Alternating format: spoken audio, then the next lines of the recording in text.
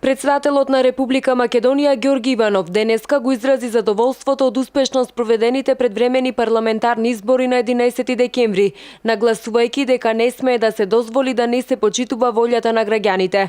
Иванов исто така истакна дека ќе го додели мандатот на партијата што има мнозинство во собранието и дека очекува во најскоро време да се формира новата влада. Согласно Уставот, законските процедури и временските рокови, по конституирањето на Собранието на Република Македонија ќе го доделам мандатот на партијата што има мнозинство во Собранието. Потоа, очекувам во најбрзо време да се формира и новата влада на Република Македонија. Со овие избори, Република Македонија го исполни еден од клучните услови на кои се обврзаа лидерите со Пржинскиот договор.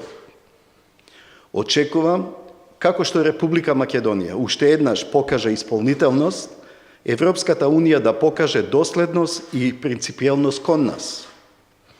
Ја повикувам Европската Унија да изнајде начин и да овозможи напредок на Република Македонија на евроинтеграцијскиот пат.